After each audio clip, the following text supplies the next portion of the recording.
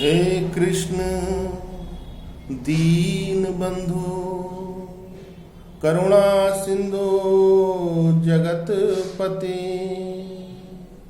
गोपेश गोपिका कांत राधा कांत नमोस्तुते।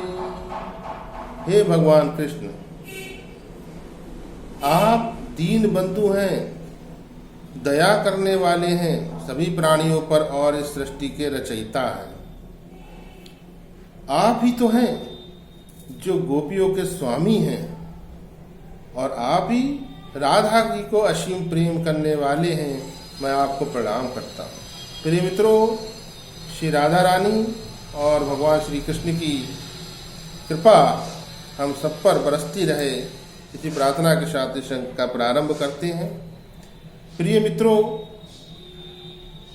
जिन जातकों की लगन पत्रिका में सूर्य और शनि का टकराव हो, अर्थात सूर्य शनि एक साथ एक भाव में बैठे हों या उनका आपस में दृष्टि संबंध हो, सूर्य लगन में हो शनि सप्तम में हो, शनि लगन में हो सूर्य सप्तम में हो, चतुर्थ भाव में सूर्य हो, दशम भाव में शनि हो, अर्थात किसी न किसी रूप में सूर्य शनि का आपस में संबंध बन रहा हो, तो इसको कहा जाता है मित्रों सूर्य शनि का टकराव। और जिन जातकों की कुंडली में सूर्य शनि का टकराव होता है मित्रों, उनके मंगल ऑटोमेटिक खराबी पर आ जाते हैं, कितने भी अच्छे वो क्यों ना बैठे। और जैसा कि सूर्यदेव तो राजा है और मंगल जो है उनका सेनापति है। अब जिन जातकों के राजा और सेनापति दोनों ही कमजोर हो जाएं, तब उन पर किनका राज होगा मित्रों? उन पर राज होगा शनि का, और दूसरा राज होगा मित्रों राहु का। यानी कि उनके जीवन में अंधेरा और ठोकरें यही उनको भोगना पड़ेगा मित्रों। प्रिय मित्रों, जैसा कि मैंने बतलाया कि सूर्य शनि के टकराव में व्यक्ति का मंगल खराब हो जाता है, तो जिसका मंगल खराब हो जाता है उसके जीवन में फिर मांगलिक कार्य कैसे होंगे? शुभ मंगल हो तभी तो मांगलिक कार्य हो मित्रों। शुभ मंगल हो तो आपके अंदर साहस भरपूर हो, आपकी इच्छा शक्ति मजबूत हो। अब मान लीजिए जिन जातकों के सूर्य शनि दोनों आपस में टकरा रहे हैं, सूर्य को मंदा कर रहे हैं, तो ऐसे जातक शारीरिक रूप से भी कमजोर होते हैं, मानसिक रूप से भी कमजोर होते हैं और अपयश की भी उनको प्राप्ति होती है। जब कभी भी व्यक्ति पर सूर्य की महादशा चलती है या फिर व्यक्ति पर शनि की महादशा में सूर्य की अंतर्दशा आती है, तब उनको बड़ी परेशानियों को उठाना पड़ता है। जीवन में उनके उस कालखंड में बड़े बदलाव आते हैं जो अच्छे नहीं होते बदलाव। अच्छे बदलाव हों बहुत अच्छी बात है, जैसे कि छोटा सा घर था आपके पास, आपने अब बड़ा घर ले लिया। आपका बिजनेस छोटा सा था, फैक्ट्री छोटी सी थी, दुकान छोटी सी थी, अब आपने उसको विस्तार कर लिया। छोटी गाड़ी थी, आज आपने बड़ी गाड़ी ले ली। तो अच्छे बदलाव होना चाहिए, किंतु इस कालखंड में प्रायः खराब बदलाव होते हैं जो कोई नहीं चाहता अपने जीवन में मित्र। अब इसी कंडीशन में यदि राहु भी प्रतिकूल बैठ जाए कुंडली के अंदर, तब जातक को राज्य द्वारा भी दंडित होना पड़ता है। कोई ना कोई कर्म अपनी कुबुद्धि के कारण व्यक्ति ऐसा कर बैठता है कि वो फंस जाता है, या तो फिर षड्यंत्र का शिकार हो जाता है। और ऐसे जातकों के साथ षड्यंत्र उसके अपने ही करते हैं, पराये नहीं करते। वो कई बार अपनी जमीन जायदाद भी खो बैठता है, अपनी प्रतिष्ठा को खो बैठता है। तो इस स्थिति से कैसे बचा जाए, कैसे निकला जाए? क्या ऐसा कोई उपाय करा जाए जिससे कि सूर्य शनि के टकराव को टाला जाए और एक सामान्य सरल किंतु समृद्ध जिंदगी को जिया जाए? जी हाँ मित्रों, तो उपाय आपको बतलाते हैं।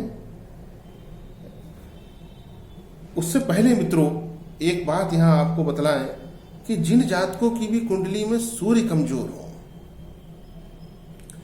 जिनकी कुंडली में सूर्य राहु की युति हो, यानी कि राहु सूर्य को ग्रहण लगा रहा है, या जिनकी कुंडली में शनि बहुत प्रतिकूल फल कर रहे हो, राहु की महादशा चल रही हो, शनि की महादशा चल रही हो, यानी जीवन में समय जो है एकदम प्रतिकूल हो, काम बन नहीं रहे हो और जिंदगी में कुछ भी अच्छा ना लग रहा हो, तो ऐसे जातकों को जब भी वो अपने घर से बाहर निकले एक छोटा सा टुकड़ा गुड़ का मुंह में डालें और ऊपर से थोड़ा सा जल में गंगा जल डालकर उसको ऊपर से पी लें, चाहे थोड़ा सा ही ले लीजिए। बस बृहस्पति देव और सूर्य देव की कृपा आपके ऊपर आने लगेगी। अब आपको वो उपाय बतलाते हैं मित्रों जिससे आपके जीवन में मंगल ही मंगल होगा, क्योंकि जब मंगल आपका अच्छा होगा तो आपके जीवन में बहार आएगी मित्रों। मंगल खराबी पर होगा तो आपके जीवन में फिर सभी कुछ मंदा होगा। सूर्य शनि के टकराव में मित्रों मंगल ही तो खराब फल करता है। तो बहुत सुंदर उपाय है आपको बतला रहे हैं, इसको आपको 7 रविवार तक कर लेना है और ये खराबी आपकी कुंडली से बाहर चली जाएगी। आपको तांबे का एक लोटा या लुटिया लेनी है मित्रों, छोटा सा भी ले सकते हैं, बड़ा सा भी ले सकते हैं, लेकिन इतना बड़ा तो कम से कम हो इसमें तकरीबन 100-125 ग्राम जो चीज़ मैं बतला रहा हूँ वो उसमें आ जाए। उससे बड़ा चाहे बड़ा भी ले सकते हैं जिसमें 200-250 ग्राम चीज़ आ जाए। तांबे का लोटा ले लिए और उसके अंदर आपको गुड़ रखना है। ये गुड़ जो होता है ना मित्रों, ये जीवन की मिठास आपको दे देगा, खटास आपकी सब निकाल देगा। वो गुड़ उस लोटे के अंदर भर लीजिए, खाली नहीं रहना चाहिए लोटा, केवल उसका जो है ऊपर का हिस्सा थोड़ा सा खाली रखना है। एक सूती लाल कपड़े से इसके मुख को आप बंद कर लीजिए।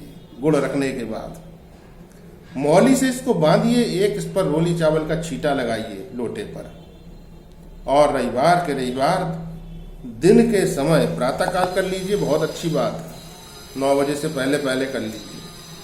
मंदिर में जाकर के आप ब्राह्मण को दे दीजिए, वृद्ध ब्राह्मण हो तो फिर मजा ही आ जाएगा मित्रों, आनंद ही आ जाएगा मित्रों। सुख समृद्धि ऐसे आपके घर में आएगी, बरसेगी कि आप सोच भी नहीं सकते। कुंडली के वो दोष आपके मिट जाएंगे। मिटाएगा कौन?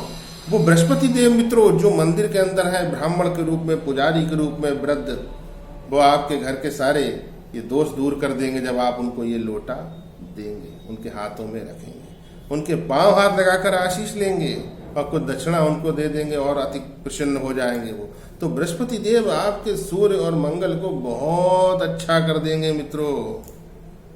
जो जीवन में आप जिन चीज़ों के लिए तरसते रहे, जिनके लिए भटकते रहे, वो काम आपके बहुत आसानी से बनने लगेंगे। यश की प्राप्ति होगी और किसी भी प्रकार की अनहोनी से आप सदा बचे रहेंगे मित्रों। आपके परिवार में सुख समृद्धि और बरकत बनी रहेगी मित्रों। प्रिय मित्रों, मैं आचार्य आशीष शास्त्री आपकी सेवा में अनवरत तत्पर।